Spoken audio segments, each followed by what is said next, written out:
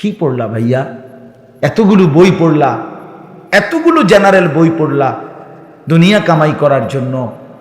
দুনিয়াই তো আর কিচ্ছু না। কোনো বাংলা বইয়ের মাকসাদ আখেরাত? কথা বলেন না কেন? কোন অঙ্ক বইয়ের মাকসাদ কবরের আযাব থেকে মাফ? কোন সমাজ বিজ্ঞান, পদার্থ, রসায়ন এই বইয়ের মাকসাদ জাহান্নামের আযাব থেকে মুক্তি? তাহলে কি? দুনিয়া। কথা বলেন না কেন? বলেন না কি? সাফ কর। দুনিয়া, দুনিয়া, দুনিয়া উপার্জন। অথচ অসংখ্য মূর্খ বকলম নাম দস্তখত দিতারে না, টিপসই দেয়, টিপসইও দিতারে না, আঙ্গুল দইরা দেওয়ান লাগে।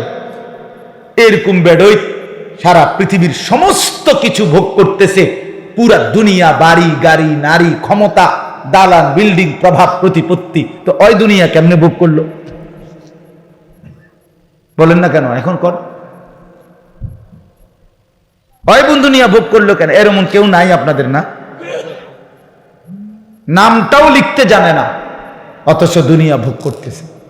দুনিয়ার সব কিসিমের আরাম আয়েশের এই জীবন উপভোগ করছে।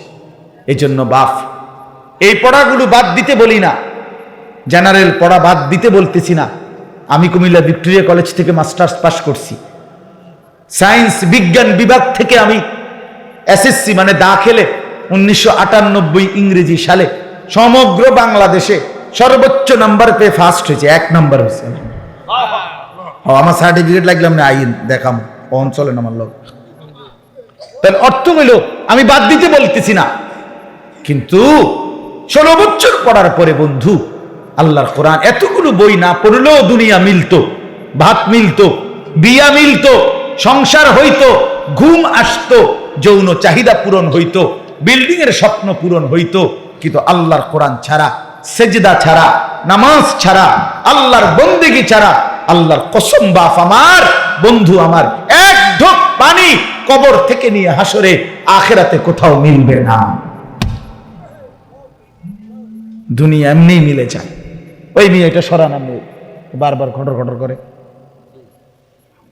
তো বা দুনিয়া এমনি মিলে যায়। আমি তো বলি মিয়া, বোবা মানুষও দুনিয়া ভোগ করে, করে না? বোবা মানুষ ভাত খায়নি, বোবা মানুষ ঘুমায় কিনা, বোবা মানুষ পেশাব পায়খানা করে কিনা, বোবা মানুষ বিয়া করে কিনা, বোবা মানুষের বাচ্চা কাচ্চা হয় কিনা। তাহলে বোঝা গেল দুনিয়া বোবাও ভোগ করতে পারে। তাহলে দুনিয়া ভোগ করার জন্য কথা না বললেও চলতো, কিন্তু আল্লাহর কোরআন কেন পড়তে পারলেন না? এই জবান থাকার পরেও, এই জিহ্বা দেওয়ার পরেও কেন পারলেন না? আমার বয়স্ক বাবারা বলেন, হায়াতের শেষ সময়টা নষ্ট করে দিলেন চায়ের দোকানে, জিন্দিগির শেষ হায়াতটা শেষ করে দিলেন বিড়ি সিগারেট খাইতে খাইতে, জীবনের শেষ টাইমটা শেষ করে দিলেন চা দোকানে গল্প করতে করতে, টেলিভিশন দেখতে দেখতে। আহা মুসলমান, 60 বছর বয়স্ক মুসলমান যদি আজও আখেরাত মনে না পড়ে, তার কখন মনে পড়বে? 70 বছর বয়সেও যদি কবরের কথা মনে না পড়ে বাবা আমার চাচা, তাহলে আর কখন? আলাম ইয়ানি লিল্লাযীনা আমানু আন তাখশা কুলুবুহুম লিযিকরিল্লাহ। এটা কোরআনের আয়াত। রব্বুল আলামিন বলে, ঈমানদার মুমিন, আমি আল্লাহর ভয়ে, আমার স্মরণের জন্য, আমার বন্দিগির জন্য তোমার দিলটা নরম হওয়ার সময় আজও কি হয়নি?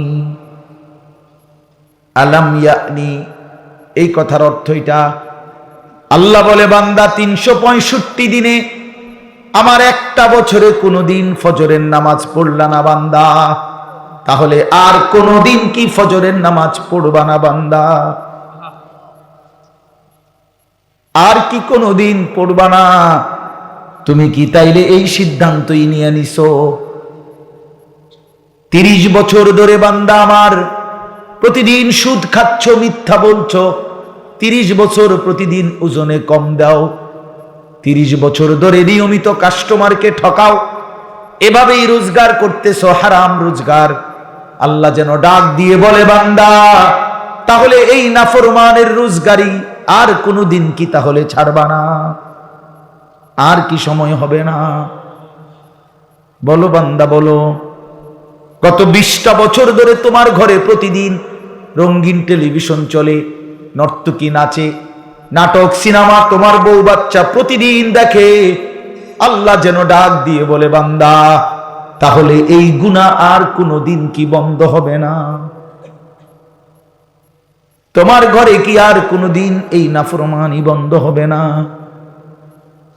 ছেলেটা 16 বছর, 14 বছর, 18 বছর, একটা দিনও 5 ওয়াক্ত নামাজ কোন নামাজই পড়ে না। এ কেমন সন্তান বানাইলা? এ কোন মায়ের ঘরের বাচ্চা?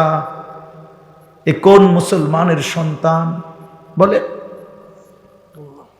বলেন বাপ, ছেলেরা বলো, 365 দিনে একটা বছরে কোনো দিন ফজরের নামাজ পড়ো নাই? তুমি মানুষের বাচ্চা? তুমি মানুষের বাচ্চা? কে বলছো বেটা নাফরমান? তুমি মুসলমানের বাচ্চা। একটা বছর কোনোদিন ফজরের নামাজ পড়ে নাই, এর চাইতে বড় জানোয়ার, এর চাইতে বড় হাইওয়ান, চতুষ্পদ জন্তু আসমানের নিচে জমিনের উপর আর কে হইতে পারে বেটা?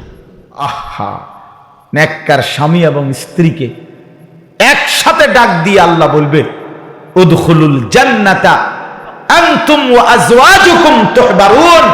হে নেককার স্বামী, তুমি তোমার নেককার স্ত্রীকে নিয়ে গলাগলি করে, হাত ধরাধরি করে, হাসতে হাসতে জামাই বউ জান্নাতে ঢোকো। উদখুলুল জান্নাতা আনতুম ওয়া আজওয়াজুকুম তুহবারুন। খুশি খুশি ঢোকো। ঢুকলেই দেখবা ইউতাফু আলাইহিম বিসিহাফিন মিন যাহাবিন ওয়া আকওয়াবিন মিন ফিদ্দা। আল্লাহ বলে, ভিতরে জান্নাতে ঢুকলেই দেখবা তোমার সামনে স্বর্ণের গ্লাস, স্বর্ণের থালা, রৌপ্যের গ্লাস ঘুরতেছে। তো বান্দা বলবে, আল্লাহ ঘুরতেছে তো বুঝলাম, কিছু তো নাই প্লেটের মধ্যে। তা আল্লাহ তাআলা বলবে, বান্দা দেবে তো, তোমার অর্ডারের অপেক্ষায়, তোমার মনে যা চাইবা তাই বলো, তৎক্ষণাৎ এখন উপস্থিত পাই। মা তাশতাহিহিল আনফুস ওয়া তালাজ্জুল আ'য়ুন। এই জন্য বন্ধু আমার, দিন অনেক মজাদার, আল্লাহর কোরআন অনেক মজাদার, রাসূলুল্লাহ সাল্লাল্লাহু আলাইহি সাল্লামের সুন্নাত অনেক আনন্দদায়ক। আজকে আমরা মজা পাই নাই, আমাদের ছেলেরা, আমাদের মায়েরা, আমাদের বোনেরা, আমাদের হাজারো পুরুষ, আপনারা ইসলামের মধ্যে কোনো মজা পান নাই, দিন মাইনা কোনো মজা পান নাই। কারণ হইল, বাস্তবতা হইল, আপনারা আল্লাহর দিন পড়েনও নাই, পড়ার প্রয়োজনও মনে করেন নাই, জানার গরজও বোধ করেন নাই। যদি আল্লাহর কোরআন থেকে পড়তেন, রাসূলুল্লাহ সাল্লাল্লাহু আলাইহি সাল্লামের সুন্নাহ থেকে পড়তেন, তো আল্লাহর কসম, আল্লাহর গোলামি আর সেজদার মধ্যে, আল্লাহকে মানার মধ্যেই জীবনের সবচেয়ে বেশি তৃপ্তি, শান্তি খুঁজে পাইতেন। বড় পীর আব্দুল কাদের জিলানী রাহমাতুল্লাহি আলাইহি, আমরা কিতাবে পড়ছি, ওনার সময়ের বাগদাদের বাদশাহ, ওনাকে ওনার যেই এলাকাটা, এই যে জিলান মানে গাইলান আরবিতে বলে, যেটারে আমরা জিলানি কই আর কি, গাইলান, এই যেই প্রদেশটা, যেই এলাকাটা ওনার ছিল, উনি যেখানে জন্ম নিছেন আর কি, তো ওই সময়কার বাদশাহ ওনাকে এই পুরা অঞ্চলটা হাদিয়া হিসাবে, উপঢৌকন হিসাবে দিয়ে দিছিল। বলছিল, হযরত এটা আপনাকে দিলাম, এই পুরা, মনে করেন এই পুরা প্রদেশের যত খাজনা, ট্যাক্স, যত কিছু, এগুলো আপনার। তখন উনি বলছিলেন ওই বাদশাকে, বাদশাহ তোমার এই রাজত্ব তুমি নাও। রাত গভীরে তাহাজ্জুদের সেজদা দিতে গিয়া আমার কপাল যেটুকু মাটির মধ্যে লাগে, আল্লাহর কসম, ওই মাটিটুকু আমার কাছে তামাম দুনিয়া তার মধ্যে যা আছে তার চাইতে দামি।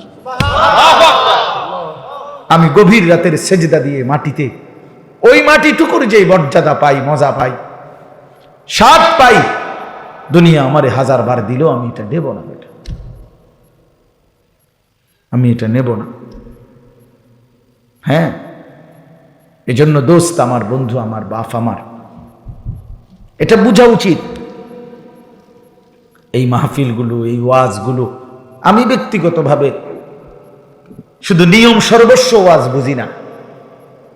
আমার কথা হলো, এক কথা প্রয়োজনে আপনারে 1000 বার বলবো, 1,00,000 বার বলি, তারপরও যেন কলিজায় ঢুকে বুঝতে চেষ্টা করি, আমরা ভাবতে শিখি। কোনো কারো সুরবালা, কারো টানবালা, হ্যাঁ, কেউ ঢোলে, কেউ গজল গাইলো, কেউ লড়লো চললো, আরে ভাইয়া এতটুকুতে সফলতা না। জিন্দিগি পরিবর্তন হলো কিনা,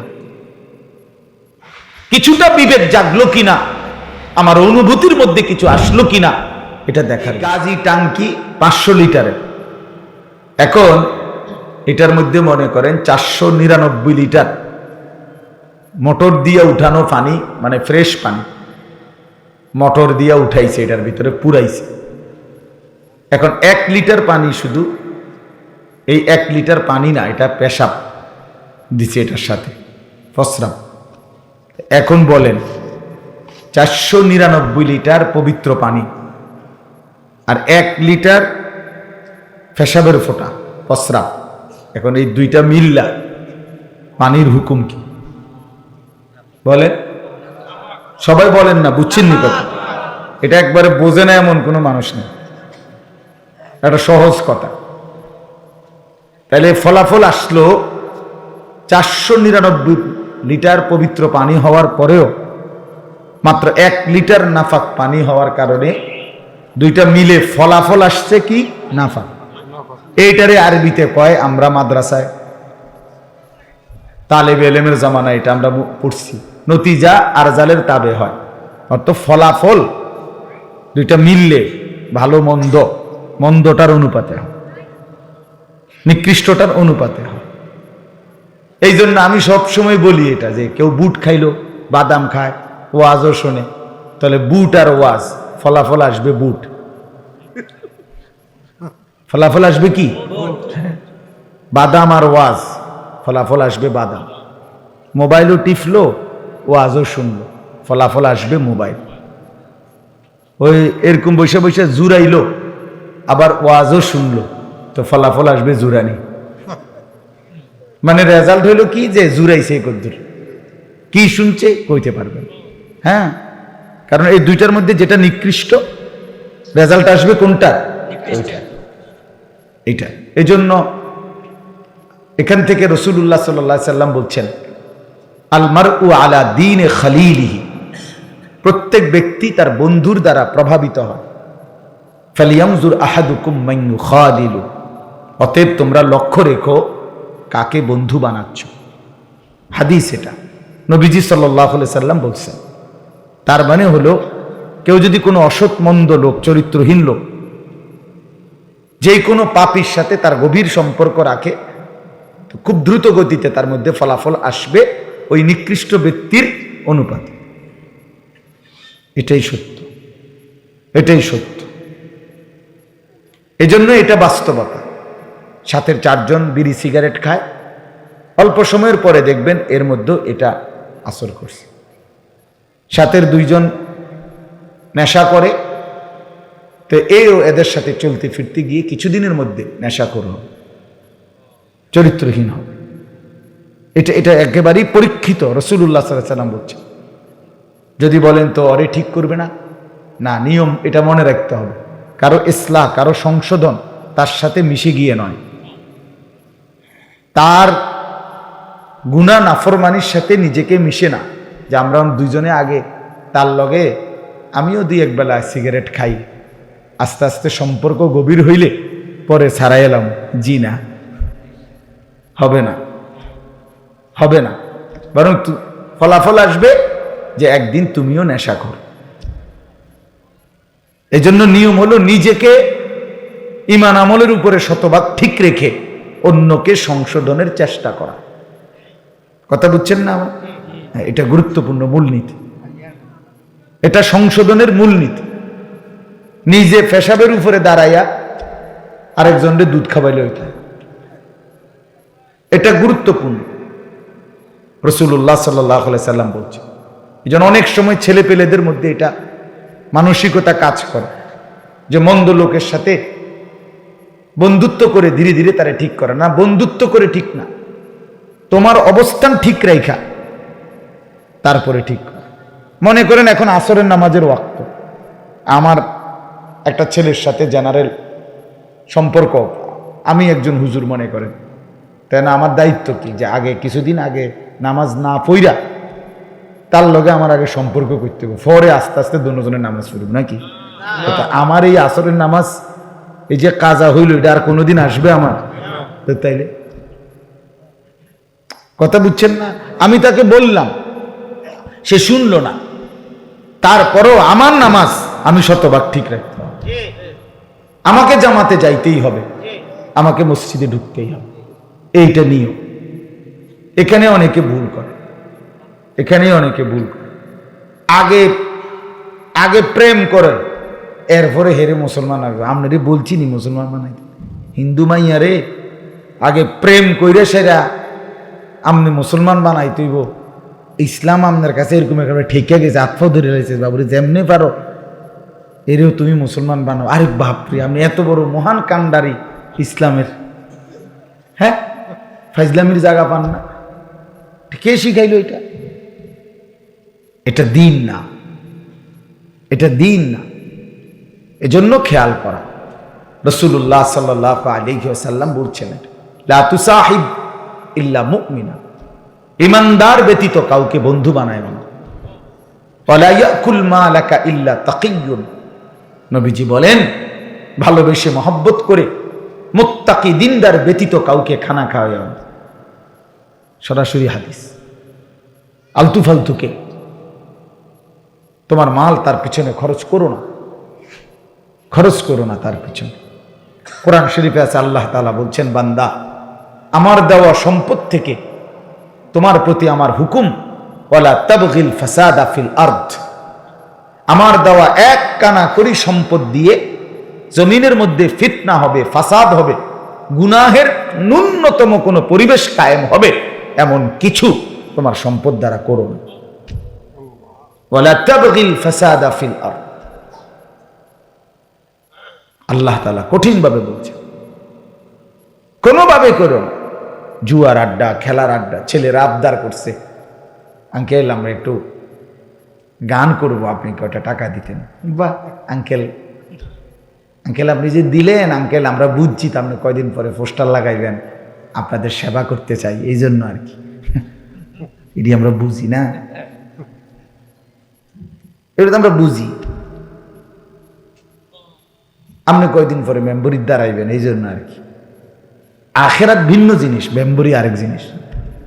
সেটা হইতে পারে আপনার মাকসাদ, দুনিয়া জন্য করলেন সেটা আপনি বুঝেন, কিন্তু আখেরাতের বিষয়টা অন্য বিষয়। রাসূলুল্লাহ সাল্লাল্লাহু আলাইহি সাল্লামকে কোরআনুল কারীমে আছে সূরা কাহফের মধ্যে, নবী সাল্লাল্লাহু আলাইহি সাল্লাম একদিন কয়েকজন সাহাবীর সাথে বসা, তো এই সময় মক্কার কুরাইশ কয়েকজন কাফের সর্দার ওনারা নবীজির সামনে আসছে। এর মধ্যে একজন সর্দারের নাম ছিল আস ইবনে ওয়াইল। সে নবীজিকে দেখে বলল, মুহাম্মদ আসছিলাম তোমার সাথে কিছু কথা বলবো, শুনবো, আমাদেরও কিছু কথা আছে, তোমারও কিছু কথা কি শুনবো, কিন্তু এখন এই যে লোকটি লইয়া বইছ ইডি কিতা? এই সমস্ত আঙ্গাল কাঙ্গালের লগে বইতাম, হ্যাঁ মানে এখানে বেলাল, খাব্বাব, খুবাই, মানে এরা তো হইলো সব কৃতদাস ছিল, আগে গোলাম ছিল, এখন মুসলমান হয়েছে, সাহাবিও না, তো এদের তুলনায় তো এরা সামান্য, তো এগুলোর লগে নিয়ে বইতাম, হ্যাঁ ইজ্জত থাকিনি এগুলোর লগে বসে। তো সে বলল নবীজিকে, মুহাম্মদ তুমি দুইটা কাজের একটা করো, হয় এই লোকগুলোরে এখান থেকে উঠায় দাও, তাহলে আমরা বসবো, আর নাই তো তুমি উঠতে আসে আলাদা আসো, আমরা তোমার সাথে বসবো, এগুলোর লগে বসবো না।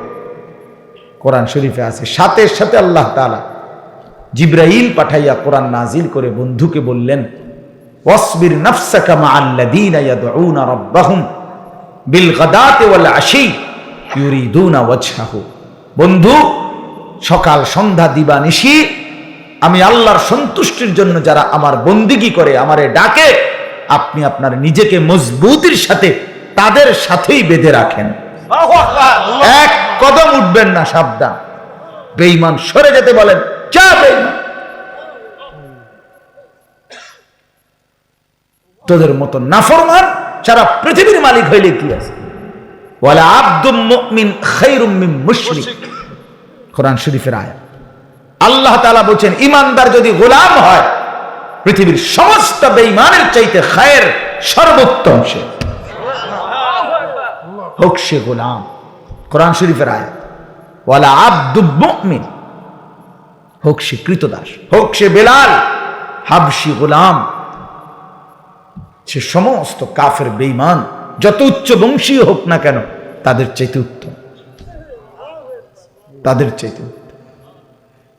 এই জন্য নওজোয়ান ভাই, কথার প্রসঙ্গে এই জন্য বললাম প্রথম কথাটা, এটা গুরুত্বপূর্ণ দোস্ত আমার, বন্ধু আমার, যে সঙ্গী নির্বাচন খেয়াল করা। স্ত্রী একজন সঙ্গী, এটা নির্বাচনের ক্ষেত্রে ইসলাম ছেলের ক্ষেত্রে মেয়ের বিষয়ে দিক নির্দেশনা দিছে, মেয়ের ক্ষেত্রে ছেলের বিষয়ে দিক নির্দেশনা দিছে। দীর্ঘদিনের জীবন সঙ্গী এ নষ্ট হইলে, চরিত্রহীন হইলে, যার স্ত্রী চরিত্রহীন, এই সঙ্গী যার খারাপ, তার পুরা জিন্দিগি জাহান্নামের টুকরা, জাহান্নামের আগুন। যার বেডি 2 নম্বর, যার স্ত্রী পরকীয়া আসক্ত, যার স্ত্রী অন্য পুরুষের লোভে আক্রান্ত, তো এই হাইওয়ান মহিলা, তো এই ঘর পুরা জাহান্নামের টুকরা, জাহান্নামের টুকরা এটা। হ্যাঁ, এটা গুরুত্বপূর্ণ। রাসূলুল্লাহ সাল্লাল্লাহু আলাইহি সাল্লাম বলছেন, তুনকাহুল মারআতু লিআরবাঈন, পৃথিবীতে মানুষ 4টি জিনিস দেখে বিয়ে করে। লিহাসাবিহা, 1 নাম্বার তার বংশ দেখে, 2 নাম্বার অলি মালিহা, কারো সম্পদ দেখে, অলি জামালিহা, কেউ বিয়ে করে সৌন্দর্য দেখে, অলি দীনিহা, কেউ বিয়ে করে দিন দেখে, তার ইবাদত, তার আমল, তার নামাজ, তার পর্দা পুশিদা দেখে। রাসূলুল্লাহ সাল্লাল্লাহু আলাইহি সাল্লাম বলেন, ফাজফার বিজাতি দ্বীন তারিবাত ইয়াদা। এই কথাটা সাংঘাতিক। নবীজি বলছেন, আমার উম্মত, আমি রাসূল পরামর্শ দিলাম, তুমি দিনদারিকে প্রাধান্য দিও, নাই তো আল্লাহ যেন তয়রে, নাই তো আল্লাহ যেন তোমারে বেইজ্জতি করে। নবীজি বলছে তারিবাত ইয়াদাক, মানে হলো তোর হাত যেন ধুলিমলিন হয়, তোর চেহারা যেন ধুলিমলিন, যদি আমার কথা না শোন। রাসূলুল্লাহ সাল্লাল্লাহু আলাইহি সাল্লাম বলছে, নবীর বদদুয়ার পরে আর কিছু থাকে? ফাজফার বিজাতিদ দ্বীন। আল্লাহ রাসূল সাল্লাল্লাহু আলাইহি সাল্লাম বলেন, দিনদার সঙ্গী নির্বাচন করো, দিনদার, দিনদার। কোরআন শরীফ আছে, ইন্নামা ইউরিদুল্লাহু লিইউযহিবা আনকুমুর রিজসা আহলাল বাইত ওয়া ইউতাহহিরাকুম তাতহীরা। আল্লাহ বলেন, আমি একজন নারীর জন্য 5টি কাজের কথা বলেছি। 1 নাম্বার, নারী যেন তার ঘরে অবস্থান করে, ওয়াকারনা ফি বুয়ুতিকুন্না। 2 নাম্বার, ওয়ালা তাবাররাজনা তাবাররুজাল জাহিলিয়াতিল উলা, যদি একান্ত প্রয়োজনে বাইরে যেতে হয়, অজ্ঞ মূর্খ নারীদের মতো যেন বেপর্দা বের না হয়, শতভাগ শরীয়ত সম্মত বোরখা করে যেন বের হয়। 3 নাম্বার, ওয়া আকিমনাস সালাহ, নারী যেন 5 ওয়াক্ত নামাজ আদায় করে, ও আতিনাজ যাকাত, 4 নাম্বার, বছর শেষে যেন হিসাব করে যাকাত দেয়। 5 নাম্বার, ও আতিনাল্লাহ ওয়া রাসূলা, আল্লাহ এবং রাসূলের যেন আনুগত্য করে। আল্লাহ বলেন, বান্দা, আমি ওয়াদা দিলাম, নারী যদি এমন হয়, সেই নারীর দ্বারা আমি পুরা ঘর, পুরা ফ্যামিলি পবিত্র করে দেব, পুরা ঘর পবিত্র। এক স্ত্রী চরিত্রবান, পুরা ঘর চরিত্রবান। এক স্ত্রী নামাজি, পর্দানশীল, তো পুরা ঘর পর্দানশীল, পুরা ঘর। আলহামদুলিল্লাহ, এমনি বলি শুকরের জন্য, আমার স্ত্রী, আমার বিবি আলেমা, তো আমার 3 বছরের মেয়েটা, আল্লাহকে সাক্ষী রেখে বলি, আপনি চলেন খবর নিয়ে, 3 বছরের ছোট্ট মেয়ে আমার বাসার গেট থেকে কোনোদিন হিজাব না দিলে বের হয় না। এটা দিন, এটা স্ত্রীর দিনের প্রভাব তার সন্তানদের উপর। রাসূলুল্লাহ সাল্লাল্লাহু আলাইহি সাল্লাম বলছেন, আবার মেয়ের বাপকে বলছেন, ইজা খাতাবা আহাদুকুম মিম্মান তারদাউনা দীনাহু ওয়া খুলুকাহু ফাযাওবিজুহু। তোমাদের কাছে তোমাদের মেয়ের ব্যাপারে যদি এমন ছেলের প্রস্তাব আসে যার দুই জিনিসের ব্যাপারে তোমরা সন্তুষ্ট, এক হলো তার দ্বীন আর এক হলো তার আখলাক। রাসূলুল্লাহ সাল্লাল্লাহু আলাইহি সাল্লাম বলেন, চেহারা যেমনই হোক, সম্পদ যাই হোক, নিশ্চিন্তে এমন ছেলের কাছে মেয়েকে বিয়ে দিয়ে দাও। সঙ্গী কোরআন শরীফ আছে। এবার মজার কথা শুনি, কোরআনুল কারীমের মধ্যে আছে আল্লাহ তাআলা হাসরের ময়দানে আহা নেককার স্বামী এবং স্ত্রীকে একসাথে ডাক দিয়ে আল্লাহ বলবে, উদখুলুল জান্নাতা আনতুম ওয়া আজওয়াজুকুম তুহবারুন। হে নেককার স্বামী, তুমি তোমার নেককার স্ত্রীকে নিয়ে গলাগলি করে, হাত ধরাধরি করে, হাসতে হাসতে জামাই বউ জান্নাতে ঢোকো। উদখুলুল জান্নাতা আনতুম ওয়া আজওয়াজুকুম তুহবারুন। খুশি খুশি ঢোকো। ঢুকলেই দেখবা ইউতাফু আলাইহিম বিসিহাফিন মিন যাহাবিন ওয়া আকওয়াবিন মিন ফিদ্দা। আল্লাহ বলে, ভিতরে জান্নাতে ঢুকলেই দেখবা তোমার সামনে স্বর্ণের গ্লাস, স্বর্ণের থালা, রৌপ্যের গ্লাস ঘুরতেছে। তো বান্দা বলবে, আল্লাহ ঘুরতেছে তো বুঝলাম, কিছু তো নাই প্লেটের মধ্যে। তা আল্লাহ তাআলা বলবে, বান্দা দেবে তো, তোমার অর্ডারের অপেক্ষায়, তোমার মনে যা চাইবা তাই বলো, তৎক্ষণাৎ এখন উপস্থিত পাইবে। মা তাশতাহিহিল আনফুস ওয়া তালাজ্জুল আ'য়ুন। এই জন্য বন্ধু আমার, দ্বীন অনেক মজাদার, আল্লাহর কোরআন অনেক মজাদার, রাসূলুল্লাহ সাল্লাল্লাহু আলাইহি সাল্লামের সুন্নাত অনেক আনন্দদায়ক। আজকে আমরা মজা পাই নাই, আমাদের ছেলেরা, আমাদের মায়েরা, আমাদের বোনেরা, আমাদের হাজারো পুরুষ, আপনারা ইসলামের মধ্যে কোনো মজা পান নাই, দ্বীন মাইনা কোনো মজা পান নাই। কারণ হইল, বাস্তবতা হইল, আপনারা আল্লাহর দ্বীন পড়েনও নাই, পড়ার প্রয়োজনও মনে করেন নাই, জানার গরজও বোধ করেন না। যদি আল্লাহর কোরআন থেকে পড়তেন, রাসূলুল্লাহ সাল্লাল্লাহু আলাইহি সাল্লামের সুন্নাহ থেকে পড়তেন, তো আল্লাহর কসম, আল্লাহর গোলামি আর সেজদার মধ্যে, আল্লাহকে মানার মধ্যেই জীবনের সবচেয়ে বেশি তৃপ্তি, শান্তি খুঁজে পাইতেন। বড় পীর আব্দুল কাদের জিলানী রাহমাতুল্লাহি আলাইহি, আমরা কিতাবে পড়ছি, ওনার সময়ের বাগদাদের বাদশাহ ওনাকে, ওনার যেই এলাকাটা, এই যে জিলান মানে গাইলান আরবিতে বলে, যেটাতে আমরা জিলানি কই আর কি, গাইলান, এই যেই প্রদেশটা, যেই এলাকাটা ওনার ছিল, উনি যেখানে জন্ম নিছেন আর কি, তো ওই সময়কার বাদশাহ ওনাকে এই পুরা অঞ্চলটা হাদিয়া হিসাবে, উপঢৌকন হিসাবে দিয়ে দিছিল। বলছিল, হযরত এটা আপনাকে দিলাম, এই পুরা, মনে করেন এই পুরা প্রদেশের যত খাজনা, ট্যাক্স, যত কিছু, এগুলো আপনার। তখন উনি বলছিলেন ওই বাদশাকে, বাদশাহ তোমার এই রাজত্ব তুমি নাও। রাত গভীরে তাহাজ্জুদের সেজদা দিতে গিয়া আমার কপাল যেটুকু মাটির মধ্যে লাগে, আল্লাহর কসম, ওই মাটিটুকু আমার কাছে তামাম দুনিয়া তার মধ্যে যা আছে তার চাইতে দামি।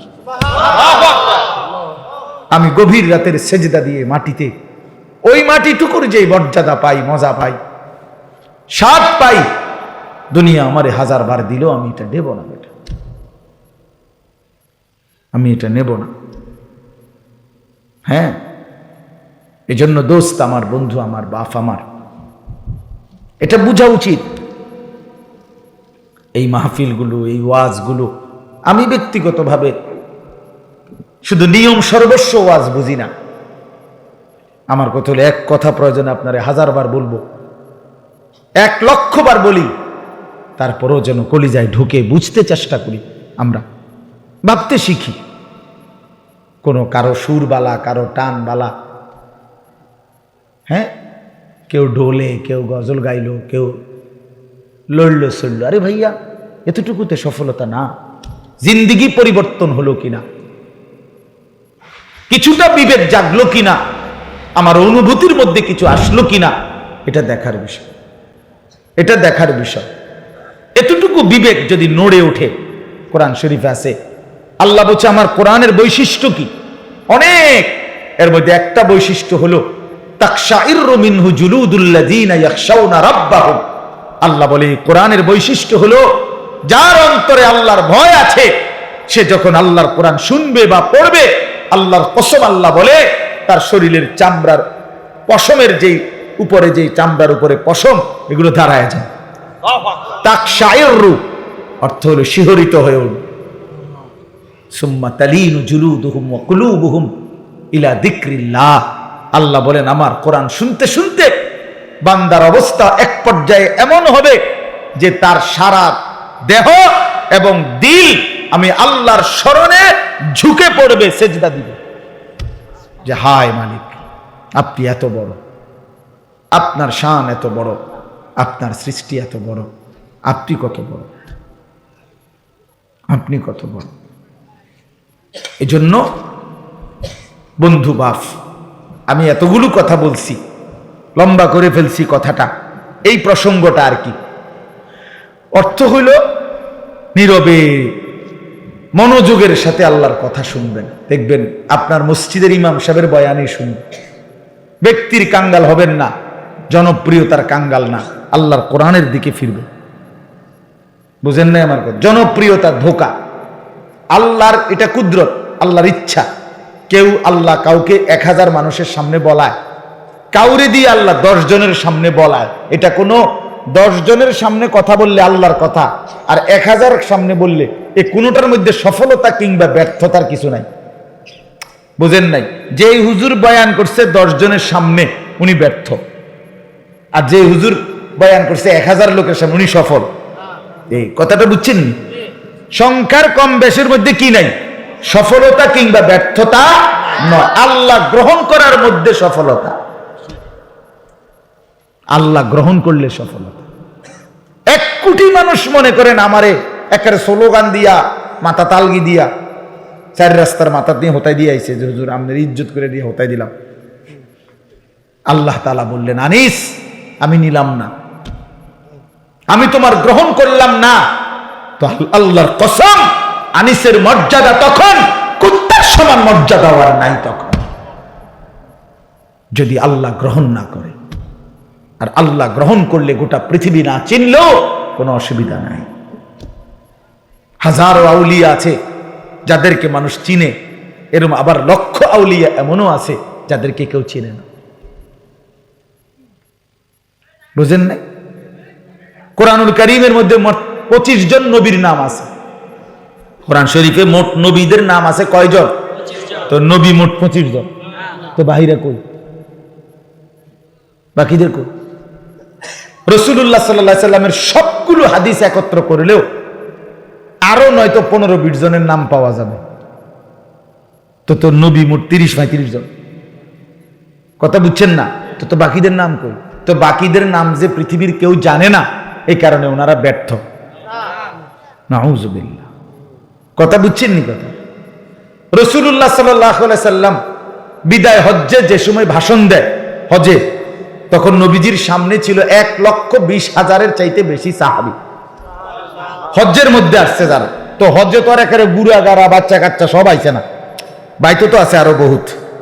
বুঝেন না এই কথাটা? বুড়া মানুষ আছে, সবাই তো আর একেবারে গরসুক্তি পুরা সবাই এসে পড়ছে না। কারণ নবীজি সাল্লাল্লাহু আলাইহি সাল্লাম তো হজে আসছে মদিনার থেকে, মদিনার থেকে গেছে কোথায়?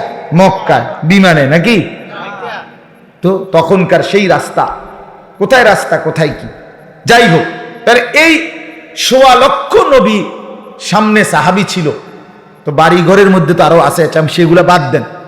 এই 1,20,000 বা 1,25,000 সাহাবী যারা রাসূলুল্লাহ সাল্লাল্লাহু আলাইহি ওয়াসাল্লামের সামনে বিদায় হজ্জে ছিল, তাদের এই 1 লাখ দূরে থাক 50,000ও না, পৃথিবীর কোন কিতাবে, আকারে আসমানের নিচে জমিনের উপরে কোন কিতাবে 10-20,000 সাহাবীর নামও একসাথে নাই। সর্বোচ্চ একসাথে বদরের যুদ্ধের 313 জন সাহাবীর নাম আছে, বদরি সাহাবীদের নাম আছে একসাথে, এই 313 জন।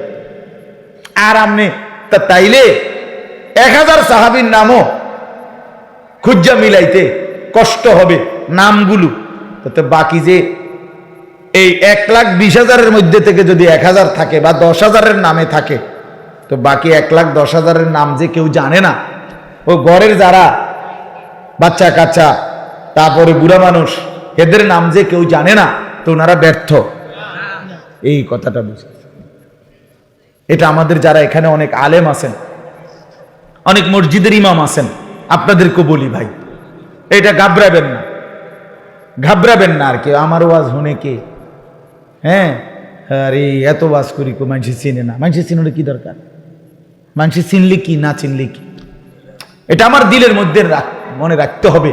আমার মালিকের কথা বলার যোগ্যতা আল্লাহ আমার সুযোগ দিছে, একজন বান্দার কাছে যে আমি বলতে পারছি আসমান ও জমিনের এটা সর্বশ্রেষ্ঠ নিয়ামত, আমার মালিকের কথা আমি বলতে পারছি।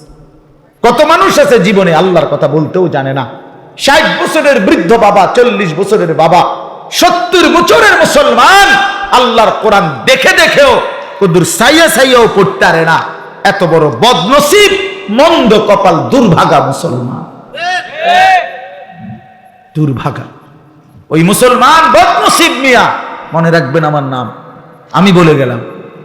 ওই মুসলমান দুর্ভাগা, ওই মুসলমান মন্দ কপাল, যে হায়াতের 40 বছর 50 বছর পার করলো, কিন্তু আল্লাহর কোরআনটা দেখে দেখেও সাইয়া সাইয়াও কদ্দুর পড়তে পারে না, রিডিং শুদ্ধ।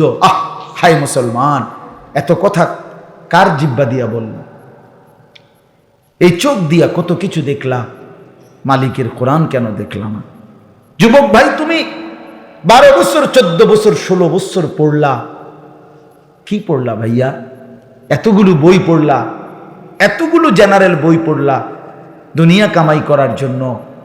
দুনিয়াই তো আর কিচ্ছু না। কোন বাংলা বইয়ের মাকসাদ আখেরাত? কথা বলেন না কেন? কোন অঙ্ক বইয়ের মাকসাদ কবরের আযাব থেকে মাফ? কোন সমাজ বিজ্ঞান, পদার্থ, রসায়ন এই বইয়ের মাকসাদ জাহান্নামের আযাব থেকে মুক্তি? তাহলে কি? দুনিয়া। কথা বলেন না কেন? বলেন না কি? সাফ কর, দুনিয়া। দুনিয়া, দুনিয়া উপার্জন। অথচ অসংখ্য মূর্খ বকলম নাম দস্তখত দিতারে না, টিপসই দেয়, টিপসইও দিতারে না, আঙ্গুল দইরা দেওয়ান লাগে। এরকম বেডই সারা পৃথিবীর সমস্ত কিছু ভোগ করতেছে, পুরা দুনিয়া, বাড়ি গাড়ি, নারী, ক্ষমতা, দালান, বিল্ডিং, প্রভাব, প্রতিপত্তি। তো ওই দুনিয়া কেমনে ভোগ করলো? বলেন না কেন? এখন কর, ওই দুনিয়া ভোগ করলো কেন? এরকম কেউ নাই আপনাদের? না, নামটাও লিখতে জানে না, অথচ দুনিয়া ভোগ করতেছে। দুনিয়ার সব কিসিমের আরাম আয়েশের এই জীবন উপভোগ করছে। এই জন্য বাপ, এই পড়াগুলো বাদ দিতে বলি না, জেনারেল পড়া বাদ দিতে বলতেছি না। আমি কুমিল্লা ভিক্টোরিয়া কলেজ থেকে মাস্টার্স পাস করছি, সায়েন্স বিজ্ঞান বিভাগ থেকে আমি এসএসসি মানে দাখিলে 1998 ইংরেজি সালে সমগ্র বাংলাদেশে সর্বোচ্চ নাম্বার পেয়ে ফার্স্ট হয়েছে, 1 নাম্বার হয়েছে। আমার সার্টিফিকেট লাগলাম না, আইন দেখাম অঞ্চলে আমার লোক। তাহলে অর্থ হইল আমি বাদ দিতে বলতেছি না, কিন্তু 16 বছর পড়ার পরে বন্ধু আল্লাহর কোরআন এতগুলো বই না পড়লেও দুনিয়া মিলতো, ভাত মিলতো, বিয়া মিলতো, সংসার হইতো, ঘুম আসতো, যৌন চাহিদা পূরণ হইতো, বিল্ডিং এর স্বপ্ন পূরণ হইতো। কিন্তু আল্লাহর কোরআন ছাড়া, সেজদা ছাড়া, নামাজ ছাড়া, আল্লাহর বন্দেগী ছাড়া, আল্লাহর কসম বাপ আমার, বন্ধু আমার, এক ঢোক পানি কবর থেকে নিয়ে হাসরে আখেরাতে কোথাও মিলবে না। দুনিয়া এমনি মিলে যায়। ওই মেয়ে এটা সরান, আমি বারবার ঘটর ঘটর করে, তো বা দুনিয়া এমনি মিলে যায়। আমি তো বলি মিয়া, বোবা মানুষও দুনিয়া ভোগ করে, করে না? বোবা মানুষ ভাত খায়নি, বোবা মানুষ ঘুমায় কিনা, বোবা মানুষ পেশাব পায়খানা করে কিনা, বোবা মানুষ বিয়া করে কিনা, বোবা মানুষের বাচ্চা কাচ্চা হয় কিনা। তাহলে বোঝা গেল দুনিয়া বোবাও ভোগ করতে পারে। তাহলে দুনিয়া ভোগ করার জন্য কথা না বললেও চলতো, কিন্তু আল্লাহর কোরআন কেন পড়তে পারলেন না? এই জবান থাকার পরেও, এই জিহ্বা দেওয়ার পরেও কেন পারলেন না? আমার বয়স্ক বাবারা বলেন, হায়াতের শেষ সময়টা নষ্ট করে দিলেন চায়ের দোকানে, জিন্দিগির শেষ হায়াতটা শেষ করে দিলেন বিড়ি সিগারেট খাইতে খাইতে, জীবনের শেষ টাইমটা শেষ করে দিলেন চা দোকানে গল্প করতে করতে, টেলিভিশন দেখতে দেখতে। আহা মুসলমান, 60 বছর বয়স্ক মুসলমান যদি আজও আখেরাত মনে না পড়ে, তার কখন মনে পড়বে? 70 বছর বয়সেও যদি কবরের কথা মনে না পড়ে বাবা আমার চাচা, তাহলে আর কখন? আলাম ইয়ানি লিল্লাযীনা আমানু আন তাখশা কুলুবুহুম লিযিকরিল্লাহ, এটা কোরআনের আয়াত। রব্বুল আলামিন বলে, ইমানদার মুমিন, আমি আল্লাহর ভয়ে, আমার স্মরণের জন্য, আমার বন্দিগির জন্য তোমার দিলটা নরম হওয়ার সময় আজও কি হয়নি? আলাম ইয়ানি, এই কথার অর্থ এটা। আল্লাহ বলে, বান্দা 365 দিনে আমার একটা বছরে কোনোদিন ফজরের নামাজ পড়লা না বান্দা, তাহলে আর কোনোদিন কি ফজরের নামাজ পড়বা না বান্দা? আর কি কোনোদিন পড়বা না? তুমি কি তাইলে এই সিদ্ধান্তই নিয়ে নিছো? 30 বছর ধরে বান্দা আমার প্রতিদিন সুদ খাচ্ছ, মিথ্যা বলছো, 30 বছর প্রতিদিন ওজনে কম দাও, 30 বছর ধরে নিয়মিত কাস্টমারকে ঠকাও, এভাবেই রোজগার করতেছো, হারাম রোজগার। আল্লাহ যেন ডাক দিয়ে বলে, বান্দা তাহলে এই নাফরমানের রোজগারি আর কোনোদিন কি তাহলে ছাড়বা না? আর কি সময় হবে না? বলো বান্দা বলো। গত 20টা বছর ধরে তোমার ঘরে প্রতিদিন রঙিন টেলিভিশন চলে, নর্তকী নাচে, নাটক, সিনেমা, তোমার বউ বাচ্চা প্রতিদিন দেখে। আল্লাহ যেন ডাক দিয়ে বলে, বান্দা তাহলে এই গুনাহ আর কোনোদিন কি বন্ধ হবে না? তোমার ঘরে কি আর কোনোদিন এই নাফরমানি বন্ধ হবে না? ছেলেটা 16 বছর, 14 বছর, 18 বছর, একটা দিনও 5 ওয়াক্ত নামাজ, কোন নামাজই পড়ে না। এ কেমন সন্তান বানাইলা? এ কোন মায়ের ঘরের বাচ্চা? এ কোন মুসলমানের সন্তান? বলে বলেন বাপ, ছেলেরা বলো। 365 দিনে একটা বছরে কোনো দিন ফজরের নামাজ পড়ো নাই? তুমি মানুষের বাচ্চা? তুমি মানুষের বাচ্চা? কে বলছে বেটা নাফরমান? তুমি মুসলমানের বাচ্চা। একটা বছর কোনোদিন ফজরের নামাজ পড়ে নাই, এর চাইতে বড় জানোয়ার, এর চাইতে বড় হাইওয়ান, চতুষ্পদ জন্তু আসমানের নিচে জমিনের উপর আর কে হইতে পারে? বেটা মালিককে এতদিন ভুলে যায় মানুষ? আল্লাহকে এতদিন ভুলে যায়? আস্তাগফিরুল্লাহ, আস্তাগফির। বিশ্বাস করেন, আমার এটা কোনোভাবে কোনো যুক্তিতে বুঝে ধরে না। আমি বহু চিন্তা করছি যে হায় হায়, মুসলমানের বাচ্চা এত বড় নাফরমান কেমনে হইল? এটা তার মাকে, তার বাপকে তে কোন মার দুধ খাইলো? তে মুসলমান পরিচয় দেয় কেমনে? এই জানোয়ার কেমনে মুসলমান পরিচয় দেয়? 6 মাসে 9 মাসে কোনোদিন 5 ওয়াক্ত নামাজ পড়ে না। আল্লাহ তাআলা কোরআনুল কারীমের মধ্যে বলছে, ইবলিস তুই আমার একটা সেজদা দিলি না। এই বাপ, মিথ্যা বললে আপনারা প্রতিবাদ করেন, আমি রাজি। ইবলিস একটা সেজদা দেয় নাই। আল্লাহ তাআলা সেদিন থেকে বলছে, আজকের থেকে তুই শয়তান। কি ইবলিস কি আগের থেকে শয়তান ছিল? তো ওরে তো আগে শয়তান বলতো না বেটা, ওরে তো আগে বলতো মুআল্লিমুল মালাইকা। সে তো ফেরেশতাদের কি ছিল? শিক্ষক। মুআল্লিম ফেরেশতাদের শিক্ষক ছিল। যেদিন একটা সেজদা দেয় নাই, সেদিন আল্লাহ তাকে বলছে, আজকের থেকে তুই শয়তান। এই জন্য বেনামাজি মনে রাখিস, তুই শয়তান। সাফ বললাম, সাফ।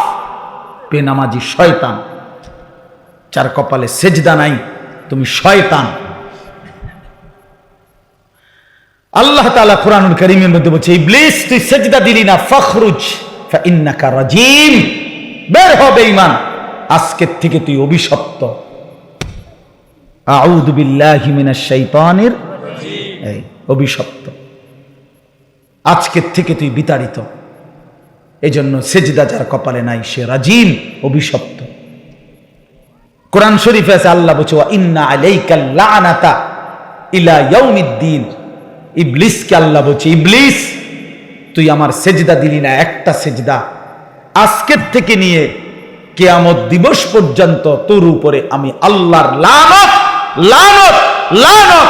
এজন্য বেনামাজি তোর উপরে খোদার গজব, খোদার লানত, খোদার লানত, খোদার লানত। ভাত খা বেটা, কোনো অসুবিধা নাই বেটা, ভাত তরকারি আল্লাহ আটকাবে না, মাছ গোস্ত আল্লাহ আটকায় না, ঘুম পেশাব পায়খানা যৌন চাহিদা পূরণ এগুলো আহামরি কিচ্ছু না। আল্লাহ বলে কুলু ওয়া তামাত্তাউ কালিলান ইন্নাকুম মুজরিমুন। আরে নাফরমান, খা বেটা, কিছু সময়ের জন্য দুনিয়া খা বেটা, ভোগ কর বেটা। আমি আটকাইতাম না, দুনিয়া আটকাবো না, ভাত খাইতে বাধা দিব না, ভাত আমি খানা, পেশাব, ঘুম, যৌন চাহিদা পূরণ। আল্লাহ বলে বান্দা এগুলো আমি আটকাই না, এগুলো আমি কুত্তার চাহিদাও পূরণ করি। তোরটা পূরণ করতাম না, আমার কুত্তাও খায়, তুই খাইতি না, খা বেটা, বাতে না দুগা খাইবি না বেটা, ফাঙ্গাই সারি আর কিতা, আর কিতা, তেলাপিয়া আর কি, ধন্যবাদ, কাঁচা মরিচ, খিরা, টমাটো, দুন্দুল, করলা, আর কিতা, হ্যাঁ, লম্বা সিম, ছোট সিম, আর কি বাজারে, এই তো দুনিয়া ভোগ করেলা, লাল শাক, পাট শাক, আর কি। আল্লাহ বলে আমার জঙ্গলের বাঘ প্রতিবেলা গোশত খায়, আমার জঙ্গলের সিংহ প্রতিবেলা গোশত খায়। তো তোর চাইতে তো বেশি দুনিয়া আমি তাগরে খাওয়াইতেছি। একটি হাতি, ভাইয়া আমি সত্য করে বলতেছি, গবেষকদের কথা হলো, যারা প্রাণীবিদ্যা গবেষণা করে তাদের বক্তব্য হলো, একটি হাতি একদিনে 250 কেজি খাবার খায়, 90 লিটার পানি পান করে, 250 কেজি খাবার খায় একটা হাতি। তো গোটা পৃথিবীতে হাতি একটাই তো না, বাংলাদেশে হাতি একটাই। আমি একবার চিড়িয়াখানায় দেখছি বাঘেরে গোশত দিছে খাইতে। আমি জিজ্ঞাসি, ভাই কদ্দুর দিছেন? যে প্রতিবেলা 20 থেকে 22 কেজি গরুর গোশত দেওয়া হয়। 20-22 কেজি গরুর গোশত একবারে এক বসায় খাইতে পারবেন এমন একটা ভাগ্যবান হাত উড়ান। আমনেরে আমি খাবাইয়া কালকে বাঁচতাম, আজকে থাকুম না, কালকে গোস্ত কিনাই না রাইন্দা মরিবাসি, যা হইব মাহফিল, কালকে একটি বাঘ আমনেরে 22 কেজি গোস্ত খাওয়াই, তারপরে সম্ভব? আমরা বলেন না বাপ, নারাজ হইয়েন না, ছেলেরা নারাজ হইও না। বন্ধু আমার, আমি দিল জাগাইতে চাই, বিবেক জাগাইতে চাই। কেন সেজদা দিবা না? কেন নামাজ পড়বা না? ভাই আমার, বন্ধু আমার, ওই মালিকের সাথে নারাজ হলাম কেন? আল্লাহর সাথে রাগ করলাম কেন? আল্লাহকে ভুলে যাই কেন? কোরআন শরীফ আছে, ইয়া আইয়ুহাল ইনসান মা গাররাকা বিরাব্বিকাল কারীম। রব্বুল আলামিন বলে, হে মানুষ, আমার মতো দয়ালু, মেহেরবান, মনিব, আমার মতো এমন মাওলা, কেমনে রে তুমি বান্দা আমারে ভুলে গেলা? মা গাররাক, কে তোমারে আমার মতো দয়ালু মালিক থেকে ভুলায় দিল? কে তোমারে ধোকা দিল? কোন বন্ধু পেলা বান্দা, কোন সঙ্গী পেলা আমার চাইতে উত্তম, যাকে পেয়ে তুমি আমি আল্লাহকে ভুলে গেলা? বলো না যুবক ভাই, পর্দার আড়ালের মা যদি শুনে থাকেন, মা আপনাকেও বলি, মা বোন আমার, কারে দেখাইতে আপনি বেপর্দা হইলেন? যে পুরুষগুলো বেপর্দা আপনারে দেখে, তারা কি কোনোদিন আপনারে ধন্যবাদ জানাইছিনি? তাইলে কোনো বেপর্দা নারীকে বলেন, একজন বেপর্দা মহিলাকে বলেন, হে বেহায়া নারী, ওই বেহায়া, তোরে কোনোদিন কোনো পুরুষ দেখা ধন্যবাদ দিছিনি? সবাই তোর রূপ যৌবনের দিকে তাকাইয়েই তো ছিল, লোভের দৃষ্টিতে, উপভোগের দৃষ্টিতে, কামনার দৃষ্টিতে অবৈধ বাসনার দৃষ্টিতে। এই ছাড়া আর কি? এই ছাড়া আর কি? অর্জন কি? সিনেমার নর্তকীর অর্জন কি বলেন? এই জন্য আমি অনুরোধ করছি, আমরা আল্লাহর দিকে ফিরে আসি। ফাফিররু ইলাল্লাহ, আল্লাহ বলে দৌড় দিয়ে বান্দা আমার কাছে আসো। তুবু ইলাল্লাহি জামিআন আইয়ুহাল মুমিনুন, আল্লাহ বলে হে ঈমানদারগণ তওবা করে আমি আল্লাহর দিকে ফিরে আসো। লাআল্লাকুম তুফলিহুন, তাহলে সকলেই জান্নাতি হবে, সবাই সফল হবে। আল্লাহ আমাদেরকে বুঝ দান করেন। চলেন আমি 3টা আয়াতের তর্জমা বলি, তাইলে আমার কথা শেষ হয়ে যাবে ইনশাআল্লাহ। আমি আপনাদের সামনে কোরআনুল কারীমের যেই সূরাটা পড়ছি, এই সূরাটার 3টা আয়াত। সূরাটার নাম হলো সূরা মুলক, 29 নম্বর পারা, 67 নম্বর সূরা। কোরআন শরীফের অত্যন্ত ফজিলতপূর্ণ একটা সূরা। রাসূলুল্লাহ সাল্লাল্লাহু আলাইহি ওয়াসাল্লাম বলেন, যে ব্যক্তি নিয়মিত এই সূরাটি তেলাওয়াত করবে, আল্লাহর নবী সাল্লাল্লাহু আলাইহি সাল্লাম বলেন, তুনজিহি মিন আযাবিল কবর, এই সূরাটা তাকে কবরের আযাব থেকে মুক্তি দিবে। এই সূরা কবরের আযাব থেকে মুক্তির একটা রক্ষা কবচ। সূরা মুলক 29 নম্বর পারা, 67 নম্বর সূরা। আমার বাপ, একটা মিনিট শুধু বুঝেন, রাসূলুল্লাহ সাল্লাল্লাহু আলাইহি সাল্লাম অসংখ্যবার উম্মতের কাছে কবরের আযাবের ব্যাপারে সতর্ক করছে, সতর্ক করেছে কবরের আযাবের ব্যাপারে। অনেক হাদিস, অনেক অনেক হাদিস। বিশ্বাস করে হযরত ওসমান রাদিয়াল্লাহু তাআলা আনহু, আপনারা ওনার নাম জানেন, ইসলামের 3য় খলিফা নাকি? এই ওসমান রাদিয়াল্লাহু তাআলা আনহু, তিনি যখন কোনো কবরের সামনে দাঁড়াইতেন অঝরে কাঁদতেন। হাত্তা ইয়াবুল্লা লিহিয়াতাহু, হাদিস আছে যে ফলে ওনার দাড়ি ভিজে যেত কাঁদতে কাঁদতে। তো ওনার সঙ্গী সাথীরা জিজ্ঞেস করতেন, হযরত, হে আমিরুল মুমিনিন ওসমান, আপনি কবর দেখলে এভাবে কাঁদেন কেন? আপনি তো জাহান্নামের কথা বললো, এতটা কাঁদেন না, কবরের কথা দেখলেই আপনি এভাবে অঝরে কাঁদেন কেন? হযরত ওসমান রাদিয়াল্লাহু তাআলা আনহু বলেন, শোনো, ইন্নাল কবরা আউয়ালু মানাজিলিল আখিরাহ, কবর হচ্ছে আখিরাতের প্রথম ঘাঁটি। ফা ইন নাজা মিনহু ফামা বা'দাহু আইসারু মিনহু, যদি কেউ কবরের এই ঘাঁটিতে বেঁচে যায় তো পরবর্তী সব ঘাঁটি পার হওয়া তার জন্য সহজ। ওয়া ইন লাম ইয়ানজু মিনহু ফামা বা'দাহু আশাদ্দু মিনহু, নবীজি বলেন, আরে ওসমান বলেন, যদি এই ঘাঁটিতে কেউ মুক্তি না পায়, আটকে যায়, তাহলে পরবর্তী সকল ঘাঁটি তার জন্য তার চাইতে বেশি কঠোর। এরপরে শুনেন, এরপরে উসমান রাদিয়াল্লাহু তাআলা আনহু বলতেন যে আমি আল্লাহর নবী সাল্লাল্লাহু আলাইহি সাল্লাম থেকে সরাসরি একটা হাদিস শুনছি, নবীজির হাদিস। আচ্ছা, নবীজি সাল্লাল্লাহু আলাইহি সাল্লামের ব্যাপারে আপনাদের ধারণা কি? তিনি কোনো কথা নাউজুবিল্লাহ জীবনে কোনোদিন এক বিন্দু বানাইয়া বলছেন, বাড়াইয়া বলছেন, অতিরঞ্জিত বলছেন? যা আল্লাহ বলেছেন হুবহু তাই বলেছেন। তো নবীজি সাল্লাল্লাহু আলাইহি সাল্লাম তিনি বলছেন, মা রাআইতু মানজারান কাত্তু ইল্লা ওয়াল কবরু আফজাউ মিনহু। রাসূলুল্লাহ সাল্লাল্লাহু আলাইহি ওয়াসাল্লাম, এই যে কয়েকটা ছেলে, মুসলমানের বাচ্চাই তো নিশ্চয়ই, কিন্তু কথা বলে দেখেন বাহিরে।